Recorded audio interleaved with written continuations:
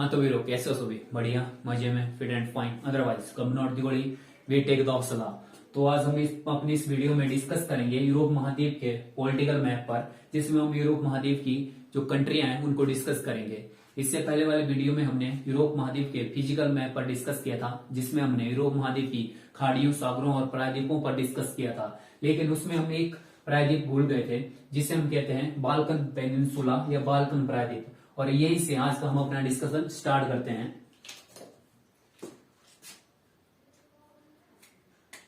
ये वाला जो आपको पूरा रीजन दिख रहा है ना, ये है बाल्कन प्रायद्वीप या बाल्कन पेनिनसुला। बाल्कन पेनिनसुला के वेस्टर्न डायरेक्शन में जो सी है वो है एड्रियाटिक सी, और बाल्कन पेनिनसुला के ईस्टर्न में जो सी है वो है एजियन सी। इनके बारे में मैं जो यूरोप का जो फिजिकल मैप है उसमें डिस्कस कर चुका हूं। तो जो बाल्कन पेनिनसुला है इसमें लगभग 11 कंट्रियां हैं, और यहां पर एक रीजन है, ये वाला जो पूरा रीजन है ना, इस रीजन पर एक दौर में ऑटोमन साम्राज्य का अधिकार हुआ करता था। और उसके बाद जो है वो जो हंगेरियन साम्राज्य था या हंगेरियन जो एम्पायर था वो भी इस पर जो है अधिकार करता था। मतलब जब हम बहुत जब पीछे चले जाते हैं, हिस्ट्री में जाते हैं, जब ऑटोमन साम्राज्य बहुत बड़ा था, एशिया जो हमारा वेस्टर्न एशिया की बहुत सारी कंट्रियां ऑटोमन साम्राज्य के अंडर में आती थी। अफ्रीका की बहुत सारी कंट्रियां जो वो ऑटोमन साम्राज्य के अंदर जो के अंडर में आती थी। ओके, तो ये वाला रीजन जो था ये एक टाइम में ऑटोमन साम्राज्य के अंडर में भी था, और इसके ऊपर यहाँ पर जो है वो हंगेरियन एम्पायर था, ये उसके अंडर में भी था। 1929 के दौर की बात है, 1929 के आसपास की बात है। जब आप वर्ल्ड हिस्ट्री पढ़ते हो ना, तब आपको इस एरिया के बारे में पढ़ना पड़ता है। जब आप यूरोप की हिस्ट्री पढ़ते हो वर्ल्ड हिस्ट्री में, तो यहाँ पर जो है 1929 के दौर में जो एक देश बनता है जिसे हम कहते हैं यूगोस्लाविया। यहाँ पर जगह नहीं है क्योंकि यहाँ पर मैं बहुत सारी कंट्री आपसे डिस्कस करूंगा। तो यहाँ पर एक देश बना था 1929 में, यूगोस्लाविया। यूगोस्लाविया की राजधानी या कैपिटल हुआ करती थी, यहाँ पर सर्बिया की राजधानी है आज के टाइम में, और उसका नाम था बेलग्रेड। बेलग्रेड जो है उस टाइम यूगोस्लाविया की जो है कैपिटल हुआ करती थी। लेकिन बाद में जो है वो यूगोस्लाविया टूट जाता है और इससे बहुत सारी कंट्रियां निकलती हैं। जैसा एक दौर में भारत जो या हिंदुस्तान जो है बहुत बड़ा हुआ करता था, अफगानिस्तान, पाकिस्तान, इंडिया, श्रीलंका, बांग्लादेश, म्यांमार जो है ये सारे क्या थे, हिंदुस्तान या भारत के पार्ट थे। ठीक है, बट धीरे धीरे वो क्या हो गए, भारत से अलग हो गए। तो सेम यही सीन जो है वो यूगोस्लाविया में अप्लाई होता है। जब यूगोस्लाविया टूटता है तो यहाँ से बहुत सारी छोटी छोटी कंट्रियां निकलती हैं, जिन पर हम सबसे पहले डिस्कस करेंगे। वैसे जो है बाल्कन प्रायद्वीप पर लगभग 11 कंट्रियां हैं, और ये जो यूगोस्लाविया थी इससे बहुत सारी कंट्रियां निकली। पहली जो थी यहाँ पर ऑस्ट्रिया लोकेशन, अगर आपके पास मैगजीन नहीं है तो मैंने यहाँ पर साइड में मैप लगा दिया है, तो आप उसमें देख लेना। बट आप जो है मैगजीन नहीं, मैं एटलस बोलूंगा, मैं बार बार मैगजीन बोल रहा हूँ, एटलस ले लो, मैं यही कहूंगा। तो यहाँ पर जो कंट्री है जो है वो स्लोवेनिया है। क्या है? स्लोवेनिया। स्लोवेनिया के नीचे एक और छोटी सी कंट्री है क्रोएशिया। मैं हर कंट्री का फर्स्ट कैपिटल यूज कर रहा हूं, मैं पूरा नाम नहीं लिख सकता यहाँ पर, मेरे पास इतनी जगह नहीं है। स्लोवेनिया, स्लोवेनिया के नीचे क्रोएशिया। क्रोएशिया के नीचे जो है एक और कंट्री है जिसको हम कहते हैं बोस्निया और हर्जेगोविना। बोस्निया और हर्जेगोविना, ओके, शॉर्ट में हम इसे बोस्निया ही कहते हैं। यहाँ पर बोस्निया के आगे ईस्टर्न डायरेक्शन में एक लैंडलॉक कंट्री है, लैंडलॉक कंट्री है जिसको हम कहते हैं सर्बिया। सर्बिया की राजधानी जो है वो बेलग्रेड है, जो एक टाइम में यूगोस्लाविया की जो है वो कंट्री कैपिटल हुआ करती थी।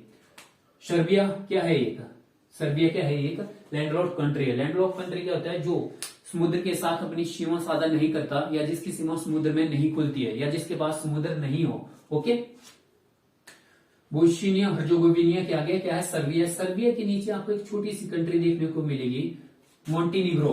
कौन सी है? मोंटीनीग्रो। कौन सी कंट्री है? मोंटीनीग्रो। मोंटीनीग्रो के आगे यहां पर एक छोटी सी कंट्री है कोसोवो। कोशाबो। कौन से? कोशाबो। प्रोनाउंसिएशन में थोड़ी प्रॉब्लम हो सकती है। ओके, कोशाबो। कोशाबो और मोंटेनिग्रो के नीचे एक कंट्री है जिसे हम कहते हैं अल्बानिया या अल्बेनिया। ठीक है, अल्बानिया में एक बहुत बड़ी हस्ती पैदा हुई थी जिनका नाम मदर टेरेसा था। अब ये मत कहना कि मदर टेरेसा कौन थी, आप इतने तो एजुकेटेड हो, अगर इंडिया में रह रहे हो तो आपको पता होगा कि मदर टेरेसा कौन थी। तो उनका जन्म कहाँ हुआ था? अल्बानिया में। कहाँ हुआ था? अल्बानिया में। ठीक है। अल्बानिया के आगे एक और छोटा सा देश है, नाम है मैसेडोनिया। मैसेडोनिया में एक शासक हुआ जो मैसेडोनिया से आगे ईस्टर्न डायरेक्शन में चलता गया, देशों को जीतता गया और बाद में लास्ट में इंडिया में पहुंच गया। इंडिया में उसका जो युद्ध होता है वो पोरस से होता है। अगर आप लोगों ने जो इंडियन हिस्ट्री पढ़ी है तो जो भी पर्सन पोरस का नाम जानता है तो वो समझ गए होंगे कि मैसेडोनिया में जो है वो कौन पैदा हुआ था। मैसेडोनिया में पैदा हुआ था सिकंदर। कौन हुआ था? सिकंदर। अल्बानिया या अल्बानिया जो कहते हैं, वहां पर मदर टेरेसा और मैसेडोनिया में सिकंदर। ओके। तो इन कंट्रियों को मिला के जो बड़ा साम्राज्य बनता था उसे हम कहते थे युगोस्लाविया। क्या कहते थे? युगोस्लाविया। बाद में डिवाइड हो जाते हैं छोटी छोटी कंट्रियों में, पूरा देश जो है टूट जाता है। इसके नीचे मैसेडोनिया के नीचे एक कंट्री है जिसे हम कहते हैं, उसको हम कहते हैं ग्रीस। ग्रीस की राजधानी एथेंस है। जो ऑटोमन साम्राज्य था, ग्रीस जो है वो ऑटोमन साम्राज्य के अंडर में ही था। आगे आप देखोगे कि एजियन सी के पास ही एक छोटा सा भाग है जहां पर जो है एक एशियन कंट्री का अधिकार है। एशियन कंट्री जो यहां पर है, ये जो कंट्री है ना, इसी का जो है पार्ट है ये, जो यूरोप में चला जाता है। यहाँ पर जो कंट्री वो कौन सी है? तुर्की का ही जो पार्ट है इस्तांबुल। ओके। जो यूरोप में। अब आगे चलते हैं, यहां पर एक और कंट्री मिलेगी आपको जिसको हम कहते हैं बुल्गारिया। क्या कहते हैं? बुल्गारिया। बुल्गारिया और बुल्गारिया के ऊपर एक और कंट्री है, इसे हम कहते हैं रोमानिया। बुल्गारिया और रोमानिया। तो ये सारी जो कंट्रियां हैं टोटल, ये किस पेनिनसुला में आती है, किस प्रायद्वीप में आती है? बाल्कन प्रायद्वीप में आती है। ओके। इसमें आती है बाल्कन प्रायद्वीप में आती है। यहां पर एक देश है यूक्रेन। पिछले 1-2 सालों से बहुत ज्यादा न्यूज में है। आपको पता है कि यूक्रेन और रशिया की वॉर चली हुई है, जिसमें यूक्रेन भी पीछे नहीं हट रहा है। तो हमें यूक्रेन की लोकेशन बहुत इंपॉर्टेंट हो जाती है। छोटे जो एग्जाम है उसमें सीधा पूछा जाएगा कि यूक्रेन जो है, जो यूक्रेन है, यूक्रेन की राजधानी क्या है? कीव। ठीक है। या इसकी राजधानी पूछी जाएगी, इसकी कैपिटल पूछी जाएगी। ओके। या ये पूछा जाएगा कि यूक्रेन जो है वो किस कॉन्टिनेंट में आता है, किस महाद्वीप में आता है। और जो बड़े एग्जाम है जैसे यूपीएससी हो गया, स्टेट पीसीएस हो गया, तो उनमें ये पूछा जा सकता है कि जो यूक्रेन है, यूक्रेन के साथ कौन कौन सी कंट्रियां जो है वो अपनी सीमा साझा करती है। तो आपको वहां पर जो है ऑप्शन बहुत सारी कंट्रियां दी जाएगी। तो आपको पता होना चाहिए कि यूक्रेन के साथ कौन कौन सी कंट्रियां जो अपने बाउंड्री जो साझा करती है। लगभग 7 कंट्रियां हैं इसके साथ, 7 कंट्रियां जो यूक्रेन के साथ जो है अपनी बाउंड्री साझा करती है।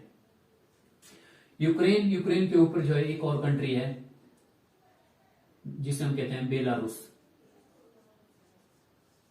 क्या है? बेलारूस, जो एक छोटा सा देश है। ठीक है। रूस और यूक्रेन की बॉर्डर, छोटा सा देश है जिसे हम कहते हैं मालडोवा, बेलारूस और यूक्रेन। मालडोवा, बेलारूस, और यूक्रेन जो है वो यूएसएसआर के ही पार्ट थे, जो 1991 में 1991 में जो जब यूएसएसआर जो टूटा था उसके बाद जो इससे अलग हो गए थे। ओके।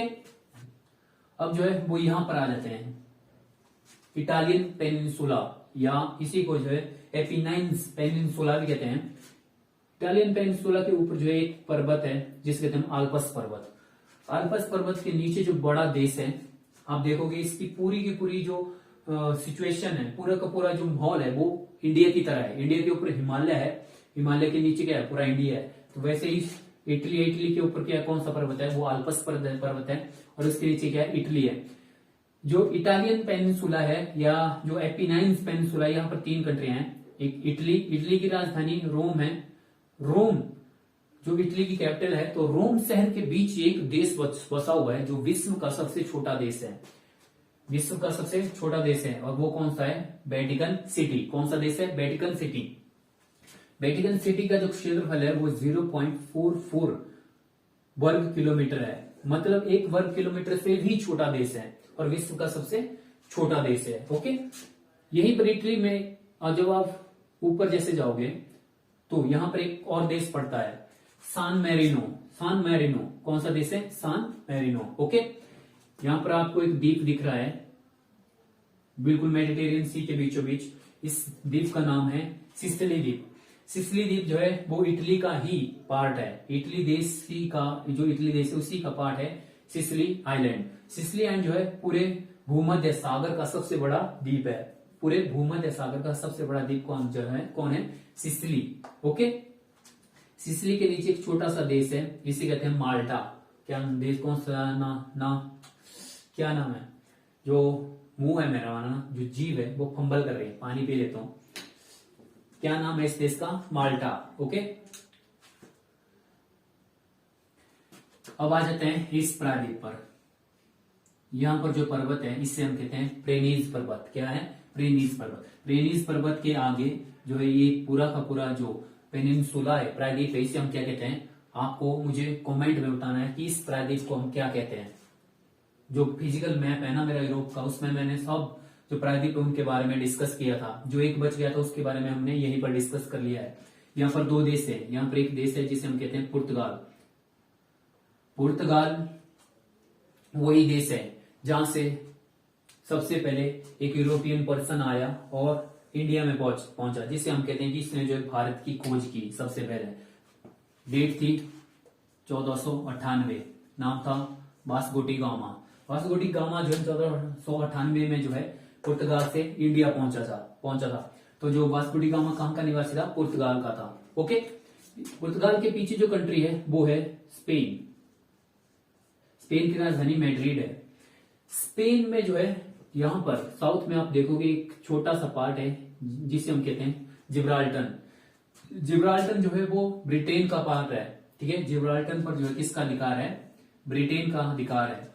और ब्रिटेन का और स्पेन का जिब्राल्टर को लेकर जो है वो डिस्प्यूट चलता ही रहता है, एक दूसरे के बीच में साथ में जो वन चलती ही रहती है। ओके, स्पेन के आगे एक पर्वत है जिसे हम कहते हैं प्रेनीज पर्वत। प्रेनीज पर्वत के पूरे टॉप पर जो है एक देश है। इस देश का नाम है अंडोरा। क्या नाम है? अंडोरा। अंडोरा जो है एक ऐसा देश है जो पर्वत पर बसा हुआ है, पहाड़ों पर बिल्कुल टॉप पर जो है वो बसा हुआ है। कौन सा देश? अंडोरा। पुर्तगाल, स्पेन, अंडोरा। अंडोरा, ठीक है। इसके आगे जो कंट्री है वो है फ्रांस। फ्रांस की राजधानी पेरिस है जो सीन नदी के तट पर है। फ्रांस जो है, फ्रांस को यूरोप का भारत भी कहा जाता है। फ्रांस को यूरोप का भारत भी कहा जाता है। क्यों कहा जाता है? जिस तरह भारत में जो है, बात क्या है कि इतना ज्यादा अनाज पैदा करता है कि अपने देश के नागरिकों को बांटने के बाद भी जो है एक्सपोर्ट करता है। तो बिल्कुल यही कंडीशन जो है फ्रांस में भी है। फ्रांस भी जो है फसलों के मामले में बहुत ही डेवलप कंट्री है और ये जो है इतना अनाज पैदा कर लेता है कि अपने नागरिकों को बांटने के बाद भी जो है उसको एक्सपोर्ट करता है। मतलब अपने नागरिकों को डिस्ट्रीब्यूट करने के बाद जो है जो अनाज बच जाता है उसे एक्सपोर्ट करता है। मतलब पूरी कंडीशन जो है, पूरी की जो इसकी यहाँ की कंडीशन है वो बिल्कुल भारत की तरह ही है। इसलिए जो इसे यूरोप का भारत भी कहते हैं। फ्रांस की राजधानी पेरिस है। पेरिस में जो है वो एफिल टावर है जो पूरे वर्ल्ड में फेमस है। ओके, फ्रांस में एक छोटा सा देश है। फ्रांस में एक छोटा सा देश है, इसका नाम है मोनाको। मोनाको क्या है? मोनाको। आप अपने एटलस में देखोगे तो यहाँ पर आपको एक छोटा सा देश देखने को मिलेगा, मोनाको। मोनाको विश्व का सबसे अधिक घनी आबादी वाला देश है। आगे चलते हैं। यहाँ पर आप ऊपर चलोगे तो फ्रांस के बिल्कुल ऊपर यहाँ पर जो है आपको छोटे छोटे 3 कंट्रियां मिल जाएगी। छोटी 3 कंट्रियां मिल जाएगी। इनको हम नीची भूमि के देश भी कहते हैं। नीची भूमि के देश भी कहते हैं। कहीं पर मैंने पढ़ा था कि जो ये 3 कंट्रियां हैं, इन 3 कंट्रियों में नाम बताऊंगा मैं आपका, चलो बाद में हम इस पर डिस्कस करते हैं। अब इनको नीची भूमि के देश क्यों कहा जाता है इस पर बाद में डिस्कस करते हैं। पहले इनके बारे में जान लेते हैं। इनको हम कहते हैं बेनेलक्स। बेनेक्स भी कहते हैं या बेनेक्स भी कहा जाता है और इन्हें वेनेलक्स भी कहा जाता है, वेनेलक्स कंट्री भी कहा जाता है। ओके, इन तीनों को वेनेलक्स कंट्री या वेनेक्स कंट्री या नीची भूमि के देश भी कहा जाता है। अब इन्हें वेनेलक्स क्यों कहा जाता है? इनके जो स्टार्टिंग के जो कैपिटल है ना, उनको उठाकर जो है इनको जोड़ दिया गया है, तो फिर जो वर्ड बना वो बना वेनेलक्स। सबसे ऊपर आपको यहाँ पर जो देश मिलेगा इसे कहते हैं हम नीदरलैंड। नीदरलैंड को पहले हॉलैंड कहा जाता था, और नीदरलैंड यहाँ पर है, नीदरलैंड की राजधानी है एम्स्टर्डम। एम्स्टर्डम और नीदरलैंड के दो पोर्ट है, बंदरगाह है, एक रॉटरडम, एक स्टार्टरडम। स्टार्टरडम जो है वो यूरोप का सबसे व्यस्ततम बंदरगाह है, यहीं पर है। और आपको पता है कि यहाँ से नजदीक जो यहाँ पर यूएसए, कनाडा वगैरह, नॉर्थ अमेरिका है हमारा, तो यहाँ से जो जहाजों में सामान रात के जो है वो नॉर्थ अमेरिका, साउथ अमेरिका में ले जाया जाता है। ठीक है, तो जो यूरोप का सबसे व्यस्ततम बंदरगाह है वो स्टारडम है। ठीक है, जो नीदरलैंड है इससे पहले हॉलैंड कहा जाता था, और यहाँ के जो निवासी उन्हें डच कहा जाता था। और अगर आपने हिस्ट्री पढ़ी है तो आपको पता होगा कि डच जो थे वो भारत में आते हैं, भारतीयों को गुलाम बनाया था। और सबसे लास्ट में कौन गए थे भारत से? डच ही गए थे। तो कहाँ के निवासी थे? वो नीदरलैंड के थे, जिसे हम आज नीदरलैंड कहते हैं, इससे पहले हॉलैंड कहते थे। ओके, नीदरलैंड में एक जगह है जिस हैग में जो है हेडक्वार्टर है इंटरनेशनल कोर्ट का, अंतरराष्ट्रीय न्यायालय का। कहां पे है?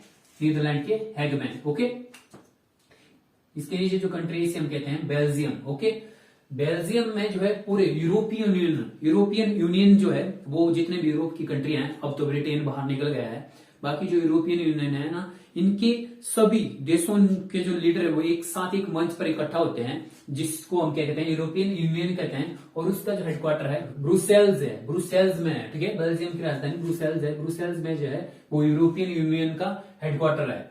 अब जो बेल्जियम के नीचे जो एक छोटा सा कंट्री है इसे कहते हैं हम लग्जमबर्ग। क्या कहते हैं? लग्जमबर्ग। तो इन तीनों देशों को मिलाकर हम क्या कहते हैं? बेनेलक्स कहते हैं। क्या कहते हैं? बेनेलक्स। इनको नीची भूमि का देश इसलिए कहा जाता है कि यहाँ पर जो इनके पास जो है वो फसलों के लिए जमीन नहीं थी, तो इन कंट्रियों ने क्या किया कि समुद्र में आगे जाकर एक दीवार बना दी, और उस दीवार के आगे का जो पानी था वो पीछे फेंक दिया, और उससे जो जमीन बनी उस पर जो है फसल वगैरह बोते हैं। तो इसलिए जो है इन देशों को निम्न भूमि का या नीची भूमि का देश भी कहा जाता है। ओके, आगे चलते हैं। आगे यहाँ पर एक कंट्री है जर्मनी। क्या है? जर्मनी। ये वही कंट्री है जहां का जो तानाशाह था, शासक बना था, वो हिटलर बना था। इसी की वजह से जो है वो सेकेंड वर्ल्ड वॉर शुरू हुई थी। जर्मन की राजधानी बर्लिन है। जर्मन से एक नदी निकलती है, डैन्यूब नदी। डैन्यूब नदी यूरोप के 5 कैपिटलों से होकर गुजरती है, जो हम वर्ल्ड जियोग्राफी पढ़ेंगे उसमें बिल्कुल डिटेल्स में जाएंगे। ओके, तो जर्मन की राजधानी बर्लिन है। यही का जो तानाशाह शासक था वो कौन था? वो हिटलर था। आप यहां पर नीचे देखोगे, सॉरी पहले बता लेते हैं कि फ्रांस और जर्मन के बीच में जो है जो पर्वत है वो बारजेस पर्वत है। बारजेस पर्वत जर्मन और फ्रांस के सीमा पर है। ओके, यहीं पर नीचे एक जूरा पर्वत है। कौन सा है? जूरा पर्वत। आल्पस पर्वत जो है फ्रांस और इटली की सीमा कौन बनाता है? आल्पस पर्वत बनाता है, जिसे नेपोलियन ने पार किया था। आल्पस पर्वत को किसने पार किया था? नेपोलियन ने। तो यहीं पर एक पर्वत है जिसे कहते हैं जूरा पर्वत। जूरा पर्वत फ्रांस और एक छोटा सा देश यहाँ पर स्विट्जरलैंड के बीच में क्या बनाता है? बाउंड्री बनाता है। और स्विट्जरलैंड की राजधानी बर्न है। स्विट्जरलैंड की राजधानी बर्न है, और यहीं पर जो है वो स्विस बैंक है। और स्विट्जरलैंड का जो टूरिज्म सेक्टर है ना वो बहुत ज्यादा डेवलप है। स्विट्जरलैंड के आगे एक कंट्री और है जिसका नाम है ऑस्ट्रिया। यार यहाँ पर मैं पूरे नाम नहीं लिख पा रहा हूं। स्विट्जरलैंड के आगे कौन सी कंट्री है? ऑस्ट्रिया है। आप लोकेशन देखते रहना। ऑस्ट्रिया जो है यहां पर जर्मन के तानाशाह हिटलर का जन्म हुआ था। हिटलर का जन्म कहां हुआ था? ऑस्ट्रिया में। और 1913 के आसपास की बात है कि ऑस्ट्रिया के जो है फिर जो हिटलर है 1913 के आसपास जर्मन में चला जाता है। ऑस्ट्रिया के आगे एक और कंट्री है जिसे कहा जाता है चेक गणराज्य। क्या कहा जाता है? चेक गणराज्य। ओके, चेक गणराज्य। और इसके नीचे एक और कंट्री है जिसे हम कहते हैं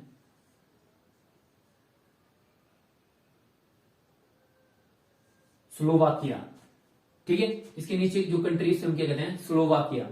स्लोवाकिया के आगे एक और कंट्री है जिसे हम कहते हैं हंगरी। हंगरी, क्या कहते हैं, हंगरी। ओके, स्विट्जरलैंड, ऑस्ट्रिया, चेक गणराज्य, नीचे स्लोवाकिया, देन उसके साथ ही हंगरी। तो ये जो है मिडल यूरोप में आती है कंट्री है। अब आगे चलते हैं, जर्मन के आगे एक और कंट्री है जिसे हम कहते हैं पोलैंड। क्या कहते हैं, पोलैंड। ये वही देश है जिस पर हिटलर ने आक्रमण किया था। तो जर्मन की सेना ने जब पोलैंड पर आक्रमण किया, उसको जीत लिया, देन उसके बाद उन्होंने जो है क्या किया, यूएसएसआर की सेना पर आक्रमण किया, और यहीं से जो है 1918 में फिर सेकेंड वर्ल्ड वॉर शुरू हो जाती है। पोलैंड के आगे 3 छोटे छोटे देश है।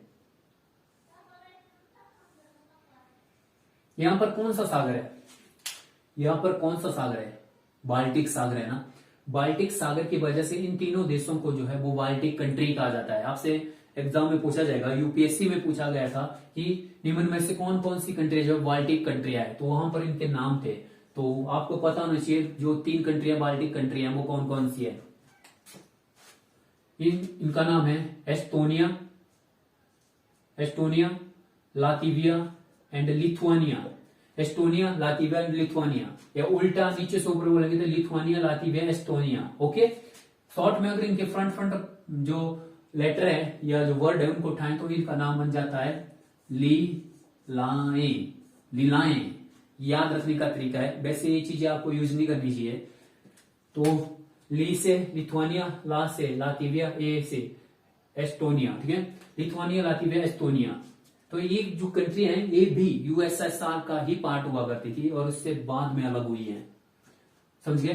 तो ये कौन सी कंट्री है, बाल्टिक कंट्री है। बाल्टिक कंट्री कितनी है, 3 कंट्री है। कौन कौन सी, लिथुआनिया, लातविया, एस्टोनिया। अब यहां पर चलते हैं, ये आपको ऊपर नोक जैसा हिस्सा दिख रहा है ना, आपने बताना है कि ये कौन सा प्रायद्वीप है। मैंने आपको बताया है इस प्रायद्वीप का नाम। तो यहाँ पर एक देश है डेनमार्क। डेनमार्क की राजधानी कोपेनहेगन है। डेनमार्क जो है एक छोटा सा कंट्री है, लेकिन इसका जो दायरा है वो बहुत बड़ा है। देखने को छोटा सा कंट्री लग रहा है, लेकिन इसका की जो घरेलू सीमा है ना वो बहुत बड़ी है। आप यहां से आगे चलोगे ना तो आपको यहाँ पर एक कंट्री मिलेगी, छोटी सी कंट्री नहीं, एक द्वीपों का समूह है जिसे हम कहते हैं फेरी द्वीप है। ठीक है, इस पर किसका अधिकार है, डेनमार्क का। ओके, यहीं पर आप आगे चलोगे, यहाँ पर विश्व का सबसे बड़ा द्वीप है, विश्व का सबसे बड़ा आइलैंड है जिसका नाम है ग्रीनलैंड।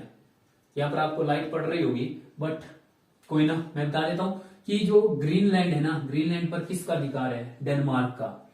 आप देखोगे ये नजदीक पड़ता है नॉर्थ अमेरिका के, कनाडा और यूएसए के, लेकिन फिर भी जो है ये वो डेनमार्क का ही की एक घरेलू सीमा है या डेनमार्क के अंडर में आता है। आप मैप पर देखोगे तो ग्रीनलैंड के नीचे लिखा होगा ब्रैकेट में डेनमार्क। तो विश्व का सबसे बड़ा द्वीप कौन सा है, डेनमार्क है। पड़ता कहां है, वो नॉर्थ अमेरिका में पड़ता है, लेकिन किसका अधिकार है, वो यूरोप के देश डेनमार्क का है। ओके, अब चलते हैं इस प्रायद्वीप पर। इस प्रायद्वीप को हम कहते हैं स्कैंडिनेवियन पेनिनसुला या स्कैंडिनेवियन प्रायद्वीप। स्कैंडिनेवियन प्रायद्वीप पर 3 देश हैं। यहां पर सबसे पहले है नॉर्वे। नॉर्वे की राजधानी है ओस्लो। नॉर्वे की राजधानी क्या है, ओस्लो। नॉर्वे को जो है मध्य रात्रि का देश भी कहा जाता है।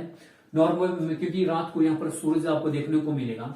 नॉर्वे में जब आप रात को बाहर निकलोगे ना तो आसमान में बड़ी रंग बिरंगी सी लाइटें निकलेगी, तो उसे कहा जाता है एरोरा लाइट्स। इस पर जो मैंने आपको एक लेक्चर बहुत मतलब पिछले साल दिया था, एक लेक्चर आप देख लेना, प्लेलिस्ट में ही आपको मिल जाएगा। आई थिंक उस प्लेलिस्ट का नाम नहीं मुझे पता, लेकिन मैंने इन लाइटों पर भी एक जो है वो वीडियो बनाया था कि ये लाइटें क्यों रात के समय में आसमान में जो इतनी लाइटें क्यों आती हैं, ये लाइटें क्यों चमकती हैं। ओके, तो जो नॉर्वे है ना, नॉर्वे को जो हम मध्य रात्रि का देश भी कहते हैं। नॉर्वे की राजधानी ओस्लो। ओस्लो से जो है एक नोबेल पुरस्कार दिया जाता है, शांति का नोबेल पुरस्कार। कौन सा पुरस्कार दिया जाता है, शांति का नोबेल पुरस्कार यहां से दिया जाता है। इसके आगे आ जाता है हमारा स्वीडन। क्या आ जाता है, स्वीडन। स्वीडन की राजधानी है स्टॉकहोम। स्वीडन की राजधानी क्या है, स्टॉकहोम है। स्टॉकहोम से बाकी जो नोबेल पुरस्कार बचे, जो 5 नोबेल पुरस्कार बचे, वो कहां से दिए जाते हैं, वो स्टॉकहोम से दिए जाते हैं। स्टॉकहोम किसकी राजधानी है, स्वीडन की है। देन इसके आगे जो है वो फिनलैंड है। ठीक है, 3 देश जो है वो स्कैंडिनेवियाई जो प्रायद्वीप है उसमें बसे हुए हैं, Norway, Sweden and Finland. Finland में आप यहाँ पर देखोगे बहुत सारी छोटी छोटी झीलें हैं, बहुत सारी छोटी छोटी झीलें हैं। तो फिनलैंड को इसलिए हम क्या कहते हैं, झीलों का देश कहते हैं। इसे हम जो झीलों का देश कहते हैं, तो फिनलैंड को हम झीलों का देश कहते हैं। ओके, अगर हम स्कैंडिनेवियन कंट्रियां का है, देखो स्कैंडिनेवियन प्रायद्वीप पर कितने देश बसे हुए हैं, 3 देश बसे हुए हैं। अगर स्कैंडिनेवियन कंट्रियों के बारे में बात करें तो 5 कंट्रियों को हम स्कैंडिनेवियन कंट्रियां कहते हैं।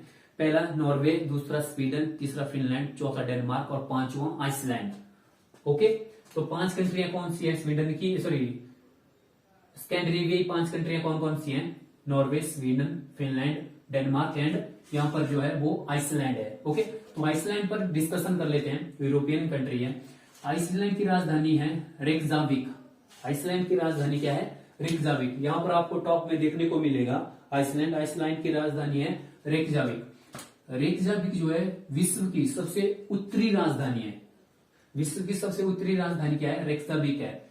और आपसे पूछा जाए कि जो आर्कटिक वृत्त के पास स्थित कैपिटल कौन सी है, तो वो भी कौन सी है, रेकजाविक की है। अगर आपसे पूछा जाए कि विश्व की सबसे उत्तरी राजधानी कौन सी है, तो आइसलैंड की राजधानी रेकजाविक है। ओके, और अब आर्कटिक के समीप सबसे नजदीक राजधानी भी या कैपिटल भी रेकजाविक है। क्योंकि आप देखोगे जो स्कैंडिनेवियन कंट्रियां हैं उनमें जो नॉर्वे की राजधानी ओस्लो भी नीचे है, स्वीडन की राजधानी स्टॉकहोम भी नीचे है। ठीक है, फिनलैंड की राजधानी हेलसिंकी भी नीचे ही आपको यहां पर मिल जाएगी।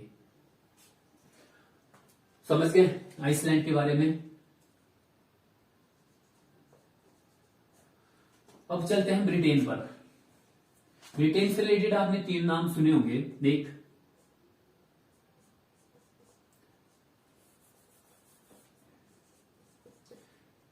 इंग्लैंड, दूसरा ब्रिटेन, तीसरा यूके। ओके, ये तीनों नाम आपने सुने होंगे। अब देखिए इंग्लैंड हम किसे कहते हैं, ब्रिटेन हम जो इस द्वीप को कब कहते हैं, और यूके हम इस द्वीप को कब कहते हैं। इन तीनों वर्डों पर जो है अब डिस्कस करते हैं। जो ब्रिटिश आइलैंड है ना, यहां पर सबसे ऊपर का जो भाग है इसे हम कहते हैं स्कॉटलैंड।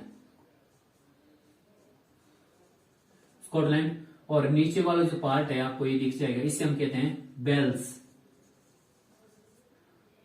और जो ईस्टर्न डायरेक्शन वाला पार्ट बच जाता है इसे हम कहते हैं इंग्लैंड। ओके, तो जो इंग्लैंड है ना वो एक देश है, वो एक अलग से देश है। ठीक है, बट जब हम इन तीनों को एक साथ इकट्ठा करते हैं, स्कॉटलैंड, इंग्लैंड एंड वेल्स को, तो एक साथ हम इसे एक साथ जो है हम इनको क्या कहते हैं, इनको ब्रिटेन कहते हैं। स्कॉटलैंड, इंग्लैंड और वेल्स को जब हम एक साथ इकट्ठा करते हैं तो हम उसे ब्रिटेन कहते हैं। और यहाँ पे आपको ब्रिटेन के साथ एक द्वीप दिखेगा, इसे हम कहते हैं आयरलैंड द्वीप। आयरलैंड द्वीप का जो नॉर्दर्न पार्ट है उसे हम कहते हैं उत्तरी आयरलैंड। उत्तरी आयरलैंड जो है वो ब्रिटेन के अंडर में है। उत्तरी आयरलैंड जो है वो ब्रिटेन के अंडर में है। तो जब उत्तरी आयरलैंड को हम ब्रिटेन में शामिल कर लेते हैं तो हम उसको क्या कहते हैं, यूके कहते हैं, यूनाइटेड किंगडम। जब आयरलैंड का उत्तरी आयरलैंड जो है वो ब्रिटेन में शामिल नहीं होता तो हम उसे यूनाइटेड किंगडम या यूके नहीं कहते, उसे हम सिंपल ब्रिटेन कहते हैं। जब हम इंग्लैंड की बात करते हैं तो इंग्लैंड की बात हम मीन्स इस पूरे हिस्से की बात कर रहे हैं जो छोटा सा हिस्सा है। इंग्लैंड की राजधानी लंदन है। ठीक है, तो इंग्लैंड अलग से है। ब्रिटेन जो है जब स्कॉटलैंड, इंग्लैंड और वेल्स को इकट्ठा कर दें तब जो है वो बनता है ब्रिटेन। जब हम इस पूरे हिस्से को लेते हैं, ठीक है, इस पूरे हिस्से को लेते हैं जो अलग से आइलैंड है तो इसे हम ब्रिटेन कहते हैं, जिसमें स्कॉटलैंड, इंग्लैंड और वेल्स है। और जब हम आयरलैंड के नॉर्दर्न हिस्सा जो है जिसे हम उत्तरी आयरलैंड कहते हैं जो ब्रिटेन के अंडर में है, तो जब हम इस हिस्से को जब ब्रिटेन के साथ एक साथ जोड़ देते हैं उत्तरी आयरलैंड को, तो उसे हम क्या कहते हैं, यूके कहते हैं, यूनाइटेड किंगडम कहते हैं। और इसके साउथ में जो देश है उसे हम आयरलैंड ही कहते हैं। ओके, तो ये था हमारा पूरा यूरोप महाद्वीप, पूरे यूरोप महाद्वीप की कंट्रियां। देखिए एक फर्स्ट टाइम देखने पर जो है आपको ये सारी कंट्रियां याद नहीं होंगी। जब आप लगातार जो मैप पर डिस्कस करते रहेंगे, मैप पर जो रिसर्च करते रहेंगे, तो ये कंट्री आपने के माइंड में अपने आप छप जाएंगी। वैसे इनको याद करने का यही तरीका है कि आप एक एक जगह को लीजिए, जैसे कि बाल्कन पेनिनसुला को लीजिए। बाल्कन पेनिनसुला की कंट्री की लोकेशन ध्यान से देखिए। देन उसके बाद जो है इटालियन पेनिनसुला ले लीजिए, उसके बाद आइबेरियन पेनिनसुला ले लीजिए, देन उसके बाद आप स्कैंडिनेवियन कंट्रियां ले लीजिए। तो इस तरह आप जब इनको डिवाइड करेंगे